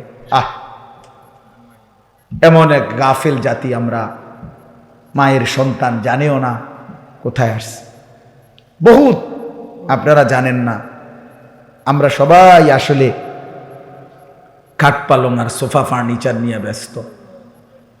হুজুর দেখলে দোয়া চায়, হুজুর বিল্ডিং এর ছাদ ঢালাই দিব, কিন্তু দোয়া করে দেন। এই গরকার নতুন কাম ধরছি, দোয়া করে দেন। আজা মাড়ি কোপ দিমু, দোয়া করে। আজগা নতুন করে ডালাই, আজকে কিন্তু দোয়া। হুজুর মোটর সাইকেল কিনছি, কিন্তু দোয়া করে দেন। এই দোকানের বিটটা লইছি, হুজুর দোয়া করে দেন। আমার কাছে একবার একজনে কইছে, হুজুর 1,10,000 টাকা খরচ করে ওই ওনার বাসায় গেছি, টেলিভিশন চ্যাপটা একটা দেখাইয়া উনি বলতেছে, হুজুর এটা 1,10,000 টাকার মতো খরচ গেছে। পরে আমিও দোয়া করছি। আমি বললাম, ভাই দোয়া করি আপনার ঘরে যেন 24 ঘন্টার মধ্যে 1 সেকেন্ডও কারেন্ট না যায়, আমনের বউ বাচ্চা যেন 24 ঘন্টা টেলিভিশনের সামনে বইয়া থাকে, আমনের ঘরে যেন 24 ঘন্টা নাচ গান বেড়া বেটির নাচ যেন চলে। দোয়া করলাম। পরে হে হুজুর বেশি রাগ হইছেন বুঝছি, মানে হে তো বুঝছে, দোয়ার ডকেই তো বুঝছে যে অবস্থা কি, ডক বালানা, দোয়ার তো লাইন বালানা। তা এই যে আমার উদ্দেশ্য এই কথাটা বলা, যে এই যে শুধু কেবল খাট দেখাইলো, পালং দেখাইলো, ওই রোমে নিয়ে নিয়ে হাইটা হাইটা দেখায়, এই দরজা, এই জানালা, এই ফার্নিচার। আরে ভাইয়া মুসলমান, আমরা যদি এই খাট পালং আর ফার্নিচার দেখাই, তো অথচ আমার ছেলেটা নামাজ পড়ে না, মেয়েটা পর্দা করে না, স্ত্রী পর্দা করে না, আমার ঘরের সন্তান নাদি কেউ আল্লাহর কোরআন পড়তে পারে না। হায় মুসলমান, দেখানোর দরকার ছিল এইটা, নিজের স্ত্রী, সন্তান, পরিবারের মানুষগুলোর ইবাদত, আমল, চরিত্র, আখলাক, নৈতিকতা, এইটা দেখানো দরকার ছিল। খাট দেখাইয়া, পালং দেখাইয়া কোনো লাভ নাই, কোনো লাভ। আপনি মরে গেলে 20 বছর পরে কবরের থেকে উঠতে আইসা আপনি নিজের ঘরে দেখেন, আমনের হাতের বানানো ফার্নিচার কিচ্ছু নাই, কিচ্ছু নাই। যদি জিজ্ঞাসা করেন ফুত নাতি আমার বানানো খাট পালং দিকই, বলবে দাদা ইডি ওনার চলে না, এটি হালাই দিছি বলতে, এগুলো এখন আর কি চলে না দাদা। আমার দাদা মারা যাওয়ার 12 বছর পরে, গোনা 12 বছরের মাথায়, আমি আমার জ্যাঠারে বলছিলাম, জ্যাঠা আমার দাদার রেখে যাওয়া বাড়ির স্মৃতি হিসাবে আপনার কাছে কিছু আসেনি, আমার একটা কিছু দেখাল, একটা লবণের বাটি, কাচের প্লেট, কিছু একটা মাটির বাসন। আমার দাদা কাইদা, আমার জ্যাঠা কাইদা দিছিল। আহা, আমার সেই জ্যাঠাও এখন কবরে চলে গেছে। সেই জ্যাঠা আমার কাইদাই দিছে, কয় না ভাতিজা, তোমারে দেখাইবার মতো আমার কাছে কিছুই নাই। 12 বছরের ব্যবধানে সমস্ত কিছু নাই। এই তো দুনিয়া, যে দুনিয়া আপনি সাজাইলেন বাপ। একদিন আপনি নিজেই কবর থেকে আইসা যদি দেখতে পারতেন, তা আইসা দেখতেন কিছুই নাই, কিছুই নাই। শুধু শুধু শুধু শুধু হায়াত শেষ করলেন, শুধু শুধু স্ত্রী সন্তানের নামাজের খোঁজ নিলেন না, আখেরাতের খবর নিলেন না, শুধু দাড়ি দাড়ি, বাড়ি গাড়ি, বিল্ডিং, দালান। আল্লাহ আমাদেরকে বুঝ দান করেন। তো বলতেছিলাম যে রাসূলুল্লাহ সাল্লাল্লাহু আলাইহি ওয়াসাল্লাম অনেক হাদিসের মধ্যে এই কবরের আযাবের ব্যাপারে গুরুত্ব দিয়েছেন, বারবার উম্মতকে সতর্ক করছেন আল্লাহর নবী সাল্লাল্লাহু আলাইহি ওয়াসাল্লাম। তো নবীজির এই হাদিস, উসমান রাদিয়াল্লাহু তাআলা এর ঘটনা বললাম। এরপরে শুনেন, হযরত বারা ইবনে আযিব রাদিয়াল্লাহু তাআলা আনহু একজন সাহাবী, উনি বলেন, আমরা একদিন নবীজির সাথে এক সাহাবীর জানাজায় গেলাম। আমি দেরি করব না, এই অল্প সময় শেষ করে দিচ্ছি। জানাজায় গেলাম, তো এই সাহাবী বলতেছেন, আমরা নবীজির সাথে জানাজায় গিয়ে, ওই সাহাবীর জানাজা এখনো পড়ে নাই নবী, আগে গিয়া নবীজি কবরের সামনে একটু দাঁড়াইছে, খালি কবরটার সামনে আর কি। তো হযরত বারা ইবনে আযিব বলে, আল্লাহর নবী সাল্লাল্লাহু আলাইহি সাল্লাম কবরটার সামনে দাঁড়াইয়া অঝরে কতক্ষণ কাঁদছে, কবরের দিকে তাকায়। তো আমরা সবাই, সাহাবী বলতেছেন, আমরা সবাই নবীজির সাথে কাঁদলাম, অনেকক্ষণ কাঁদা নবী চোখের পানি ফেলে মুছে এরপর আমাদের দিকে তাকাইয়া বলছে, ইয়া ইখওয়ানি লিমিসলি হাদা ফাআইদ্দু, হে আমার সাথীরা, বন্ধুরা, আমার সাহাবীরা, এই কবরের জন্য, এমন একটা জায়গার জন্য তোমরাও প্রস্তুতি নাও। ফাআইদ্দু, সবাই রেডি হও এই কবরের জন্য, এই কবরের জন্য। এভাবে আল্লাহর নবী কবরের দিকে তাকাইয়া কাঁদছে। আমার বাপ আল্লাহর নবী সাল্লাল্লাহু আলাইহি সাল্লাম 5 ওয়াক্ত নামাজের পরে নবীজি যে কয়েকটা বিষয়ে নিয়মিত দোয়া করতেন প্রত্যেক নামাজের পরে, এর মধ্যে একটা ছিল এটা, আল্লাহুম্মা ইন্নী আউযু বিকা মিন আযাবি জাহান্নাম ওয়া মিন আযাবিল কবর ওয়া মিন ফিতনাতিল কবর ওয়া মিন ফিতনাতিল মাসীহিদ দাজ্জাল ওয়া মিন ফিতনাতিল মাহইয়া ওয়াল মামাত। এই দোয়াটা নবীজি 5 ওয়াক্ত নামাজের পরে করতেন। এর মধ্যে একটা অংশ হলো যে আল্লাহ, আমি কবরের আযাব থেকে পানাহ চাই। অথচ রাসূলুল্লাহ সাল্লাল্লাহু আলাইহি সাল্লামের এক যাররা বিন্দু পরিমাণ কোনো গুনাহ নাই, আছে কি? কথা বলেন না কেন? এক সুতা, এক সুতা পরিমাণ কোনো গুনাহ নাই। 5 ওয়াক্ত নামাজের পরে নবীজি কোনো গুনাহ, তিনি মাসুম, তিনি নিষ্পাপ, তিনি নিষ্পাপ। হাসরের ময়দানে আল্লাহ তাআলা নবী সাল্লাল্লাহু আলাইহি সাল্লামের অগণিত মর্যাদা আল্লাহ দান করছেন, দিয়ে রাখছেন। নবীজি বলছেন আনা আউয়ালু মান ইয়াকরাউ বাবাল জান্নাহ। আল্লাহর নবী সাল্লাল্লাহু আলাইহি সাল্লাম বলেন, আমি সেই মুহাম্মদ যে সর্বপ্রথম জান্নাতের কড়া দরজার আমি নাড়াম। সুবহানাল্লাহ। কিলা মান, ফেরেশতা বলবে আপনি কে? আমি বলবো মুহাম্মদ। ফেরেশতা ফাফুতিহাল বাব, দরজা খুলবে আর বলবে হে আল্লাহর রাসূল আনতাজিরু লাক, আমি তো আপনার অপেক্ষাই করছিলাম। আপনি আসবেন, আপনি উদ্বোধন করবেন, আপনি প্রথম ঢুকবেন, তারপরেই তো সবাই ঢুকবে। এটাই তো মালিকের ফয়সালা। এত সম্মান, এত মর্যাদা যার, সেই তিনি প্রতিদিন 5 ওয়াক্ত নামাজের পরে কবরের আযাব থেকে আল্লাহর কাছে পানাহ চায়। আমি কে, আপনি কে? বলেন বাবা, বলেন। এই জন্য দয়া করে আরো অনেক উদাহরণ বলা যাবে, কোরআনে আছে, হাদিসে আছে। আমি শুধু সংক্ষেপে আপনাদের কাছে এটা বললাম। একটা কথা জরুরি ভাই আমার, এই যারা আমরা নামাজ পড়ি না, হালাল উপার্জন করি না, বিশ্বাস করেন আমি হই আর আপনি হন, কবরে কষ্ট পাইবেন। আখিরাত তো আছেই, হাসরের ময়দান তো আছেই কষ্ট, জাহান্নামের আযাব তো আছেই, কবরেও সাংঘাতিক আযাব হবে। আল্লাহর নবী সাল্লাল্লাহু আলাইহি সাল্লামের হাদিস একেবারে স্পষ্ট, আমার কাছে এই গাড়ির মধ্যেও কিতাবটা আছে। আল্লাহর নবী সাল্লাল্লাহু আলাইহি সাল্লাম বলেন, কোন নাফরমান ব্যক্তি যখন কবরে 3টা প্রশ্নের জবাব দিতে পারবে না, আল্লাহর পক্ষ থেকে তখন বলা হবে আফরিশুহু মিনান নার ওয়ালবাসুহু মিনান নার ওয়াফতাহু লাহু বাবান ইলান নার। আল্লাহর পক্ষ থেকে বলা হবে নাফরমানের কবরে জাহান্নামের বিছানা বিছিয়ে দাও, জাহান্নামের পোশাক পরিয়ে দাও, জাহান্নাম বরাবর দরজা খুলে দাও। ফেরেশতারা এই 3টা কাজ করে সরে আসবে। এই ফেরেশতারা, আল্লাহ রাসূল সাল্লাল্লাহু আলাইহি সাল্লাম বলেন, নতুন আরেকজন ফেরেশতা আসবে এই নাফরমানের কবরে।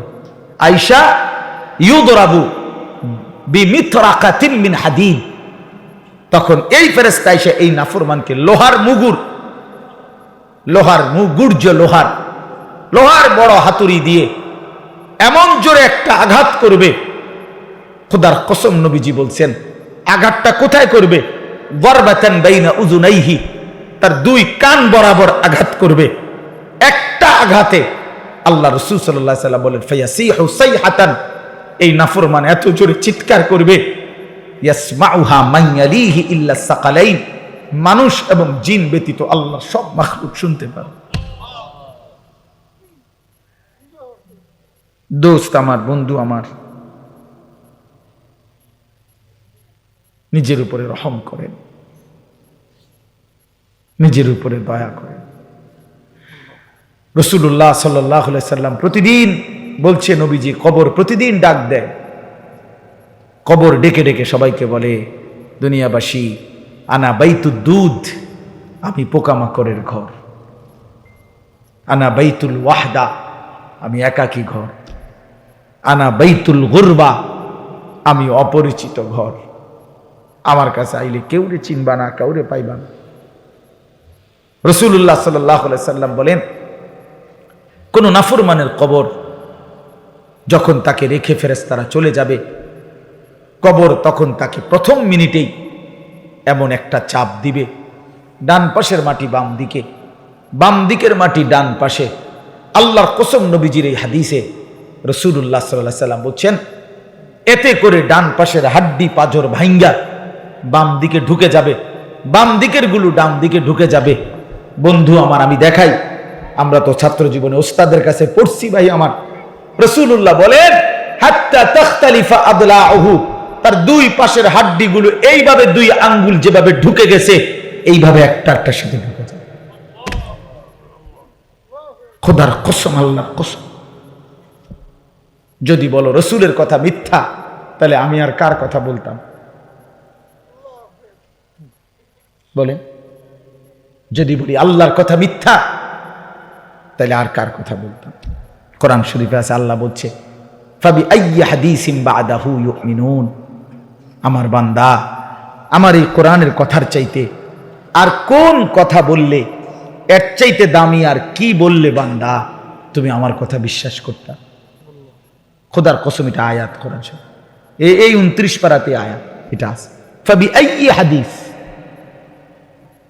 হাদিস বাদাহু ইউমিনুন, এই কোরআনের পরে আর কোনটা বললে, আর কোন কিতাব নাজিল করলে বান্দা আমার কথা মানতে?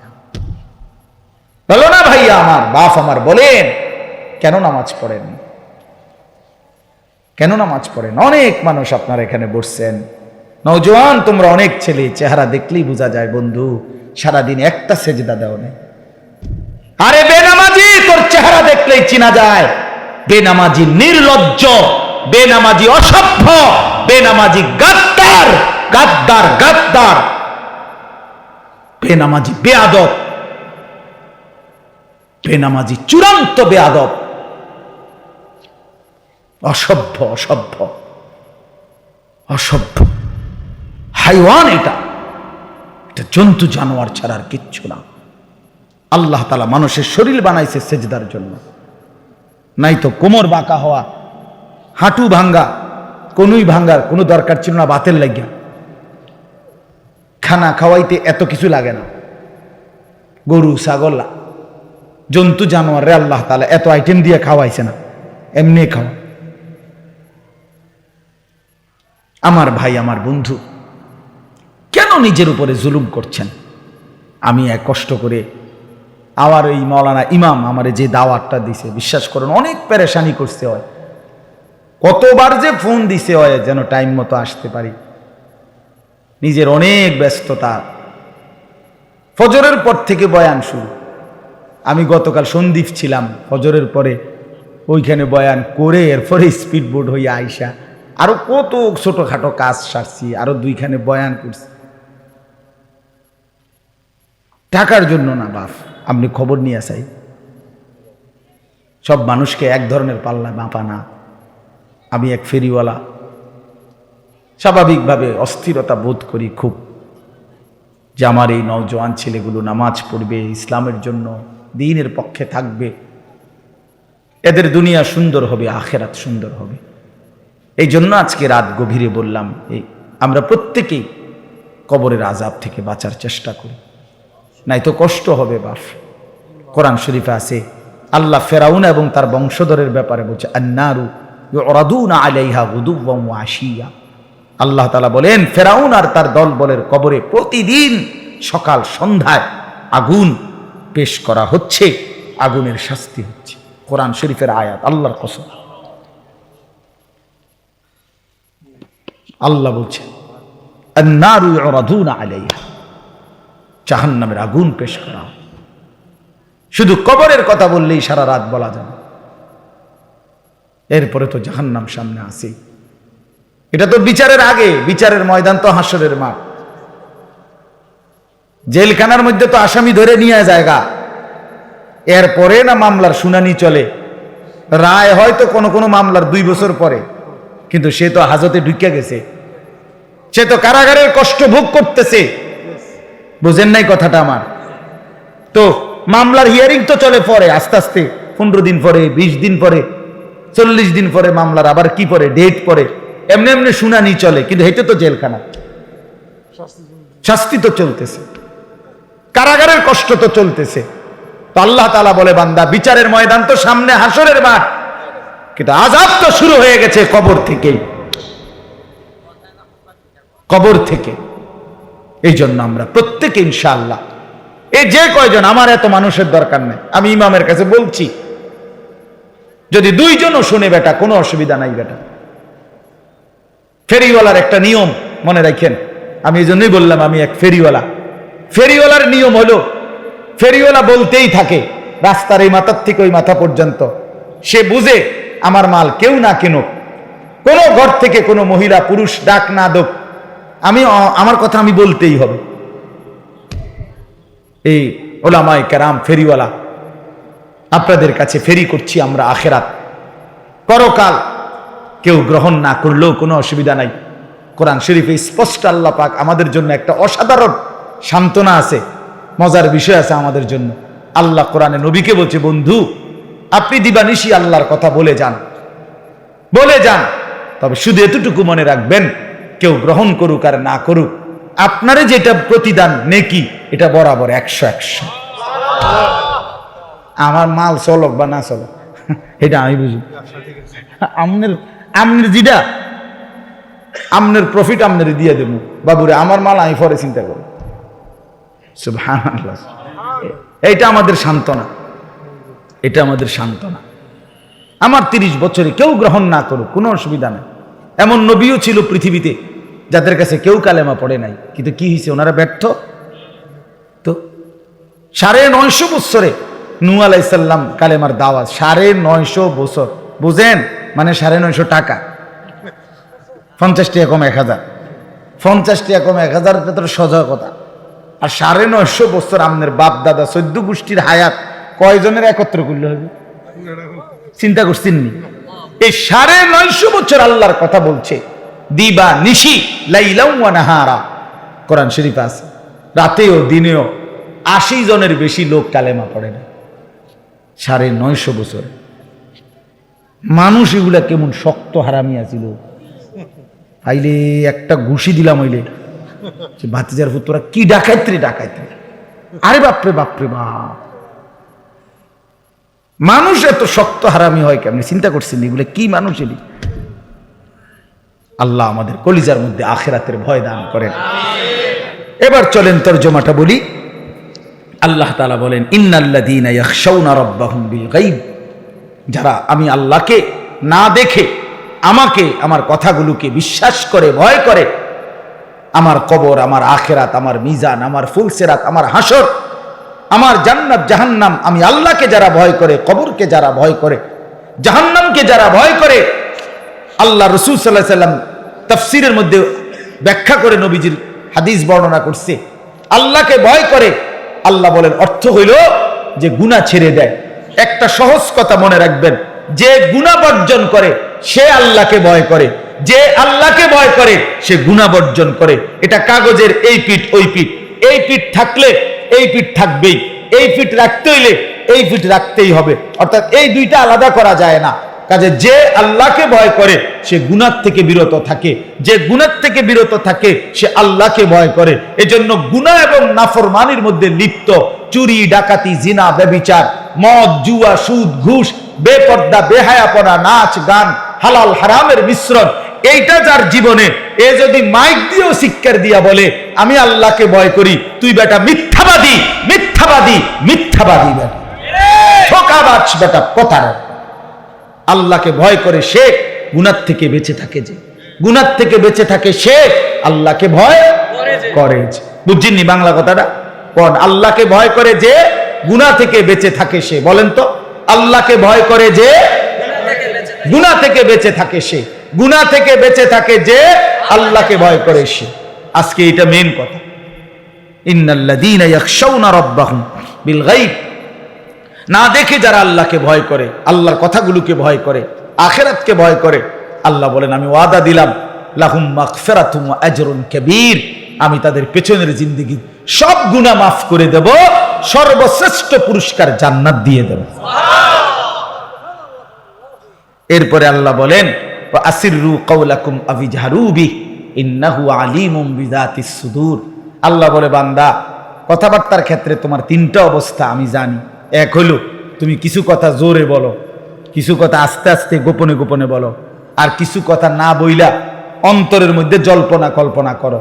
আল্লাহ বলে মনে রাখবা 3টাই আমি 100-100 জানি। জোরে বললেও আমি জানি, আস্তে বললেও জানি, কলজার ভিতরে রাখলেও আমি কি জানি।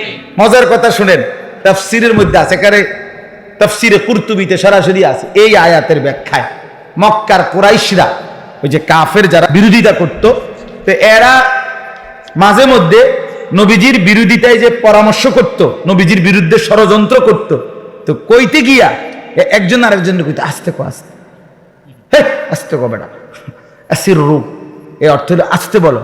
কেন? কাইলা ইয়াসমা রাব্বা মুহাম্মদ, বলতো যাতে মুহাম্মদের খোদা শুনতে না পায়।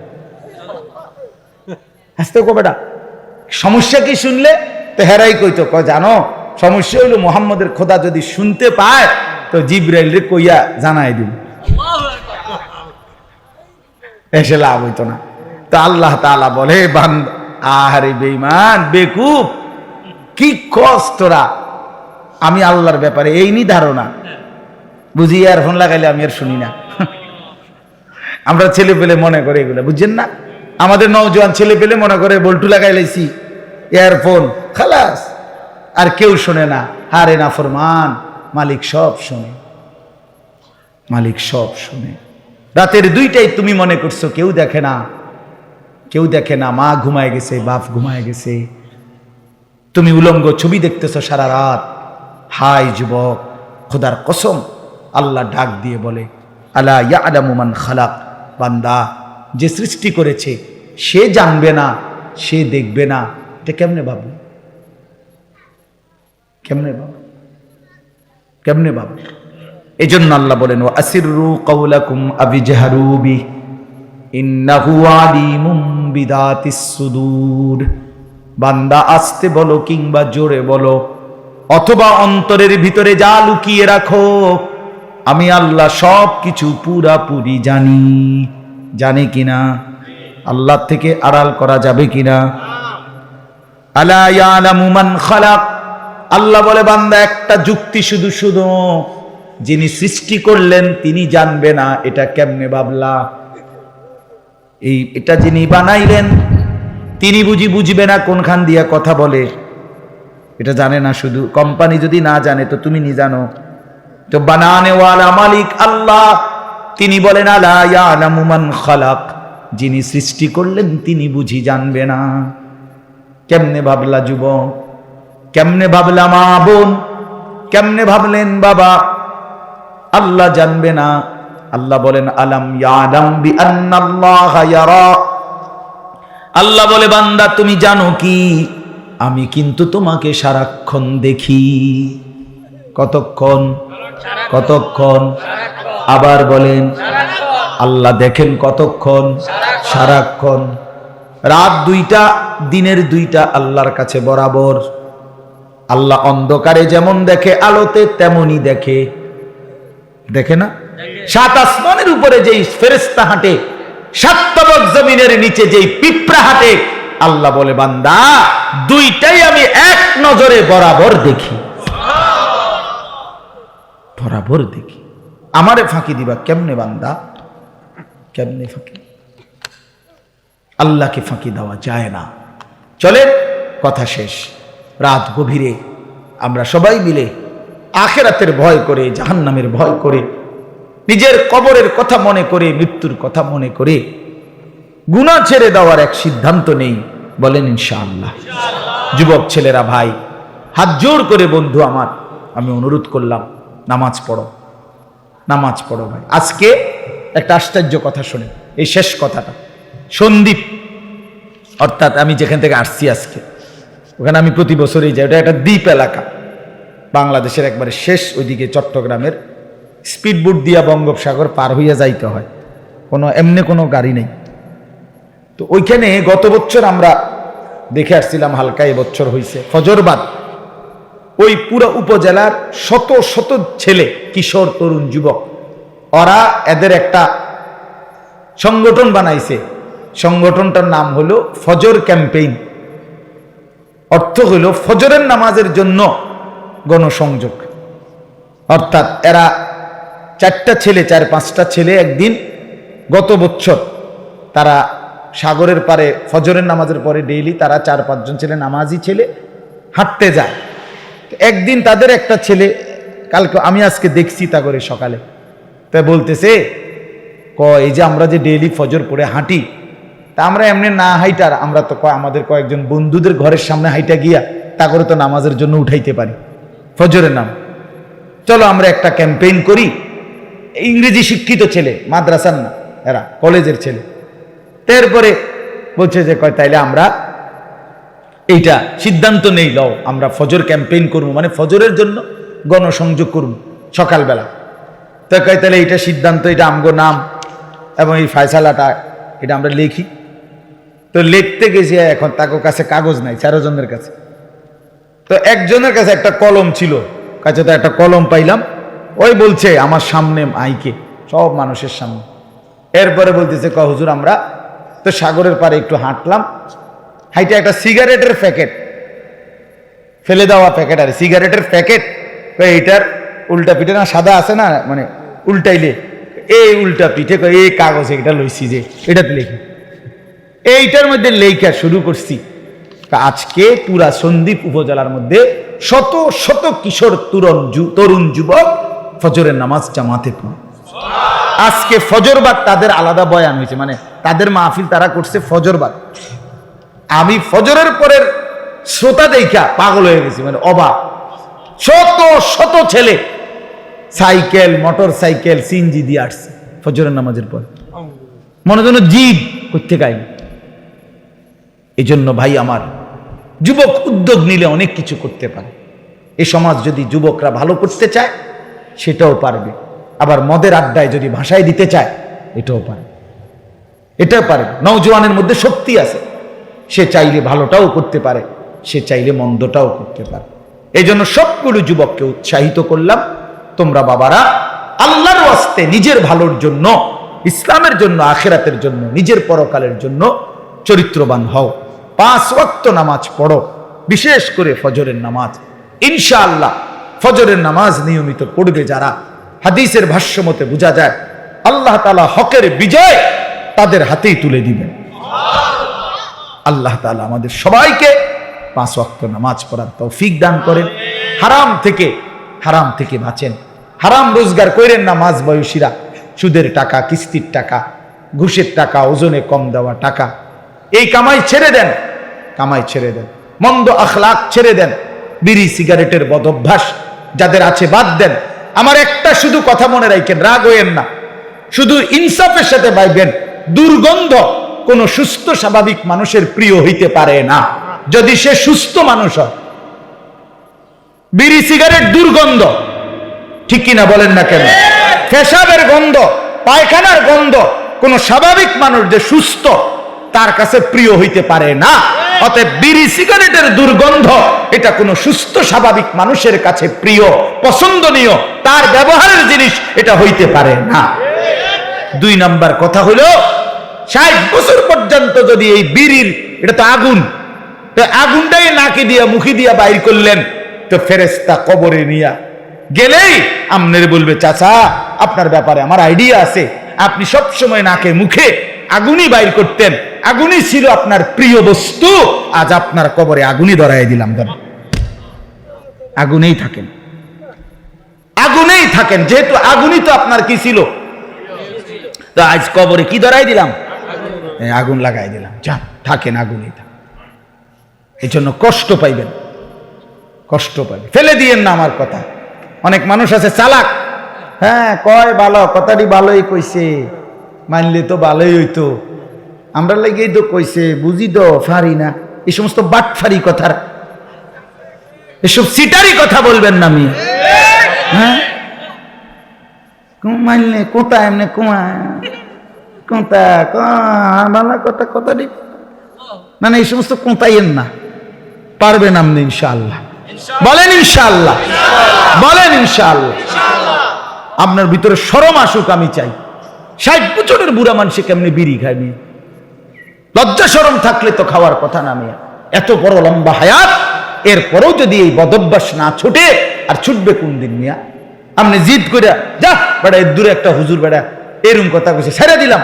আপনি যদি একটা সেত ওঠে তো আমি আপনার লোকে মোহানাকা করো।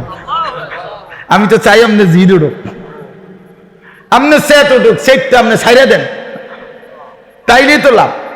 আল্লাহ আমাদের সবাইকে কবুল করেন, ভালো করেন। আল্লাহ তাআলা আমাদেরকে উত্তম বিনিময় দান করেন। আলহামদুলিল্লাহি রাব্বিল আলামিন। আল্লাহুম্মা আনতাস সালাম ওয়া মিনকাস সালাম, তাবারাকতা ইয়া যাল জালালি ওয়াল ইকরাম, ইয়া আরহামার রাহিমিন, ইয়া আরহামার রাহিমিন, ইয়া আরহামার রাহিমিন। মাওলায়ে করিম আপনি মাফ করে দেন, রব্বে করিম আপনি মাফ করে দেন, মেহেরবান মাওলা আপনি মাফ করে দেন। রাত অনেক গভীর মাওলা, আল্লাহ পেছনের দিকে তাকায়া দেখি সব গুনার গুনাহ মাওলা। জীবনটা নাফরমানিতেই শেষ হয়ে গেছে। এ যেন জাহান্নামের আগুনে জ্বলছে জীবনে মাওলা।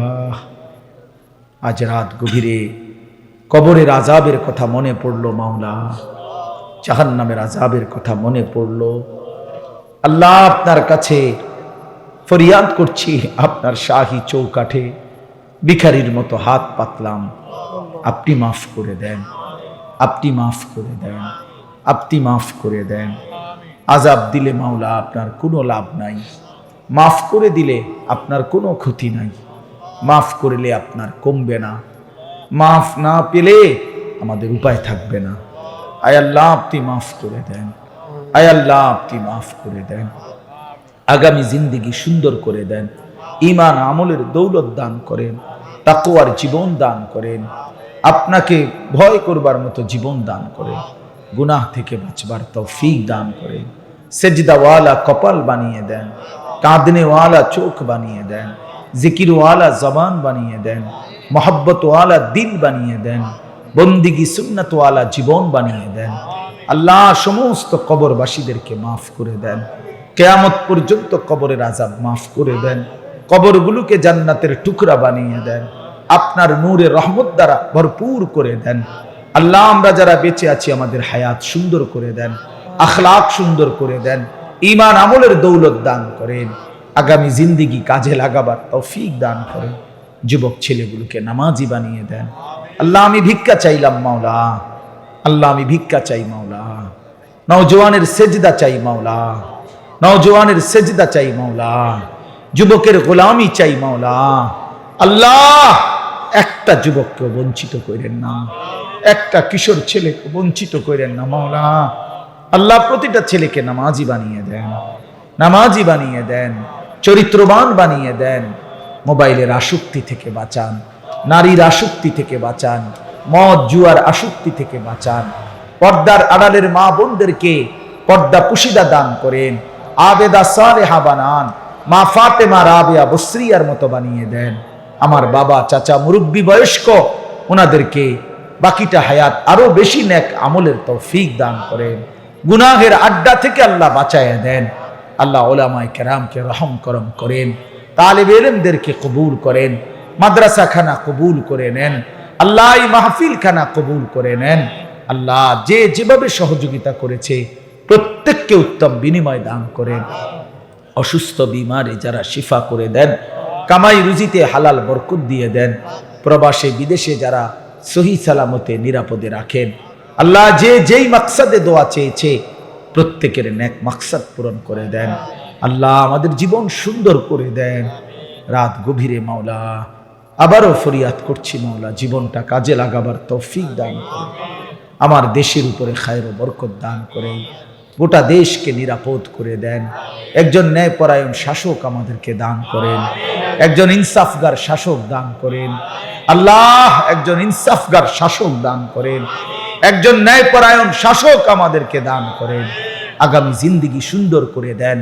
আমরা ইসলাম নিয়ে বাঁচতে চাই মাওলা, আমরা সেজদা দিয়ে বাঁচতে চাই মাওলা। আমাদের সন্তান বংশধর ঈমান ইসলামের উপরে যেন টিকতে পারে এমন জমিন, এমন মাটি, এমন দেশ আমাদেরকে দান করেন মাওলা। গোটা পৃথিবীর মজলুম মুসলমানকে রেহাই দিয়ে দেন। গাজা, ফিলিস্তিন, লেবাননের মুসলমানকে বাঁচান মাওলা। ফিলিস্তিনের মুসলমানকে বিজয় দেন।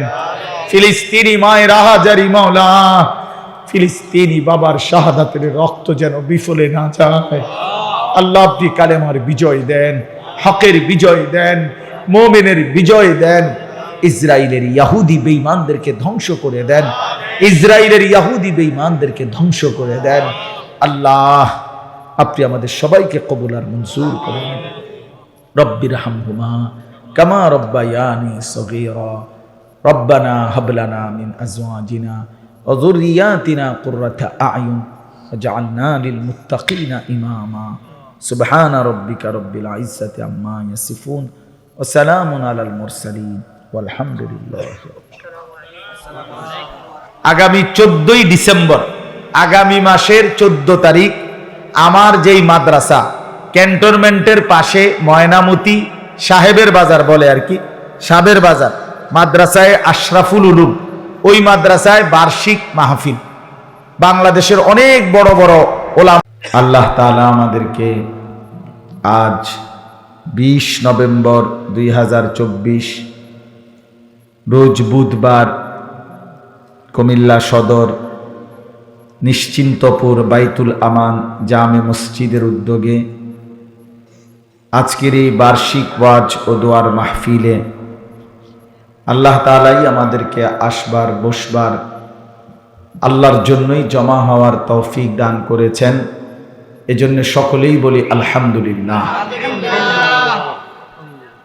সবার কাছে বিনীত অনুরোধ হলো, দয়া করে নওজোয়ান ভাই তোমাদের কাছেও এবং বয়স্ক বাবা আপনাদের কাছেও আমরা সবাই মিলে আন্তরিকতার সাথে একদম মনোযোগ দিয়ে আল্লাহর কথা শুনি, এতে বাস্তবিক অর্থে ফায়দা হবে।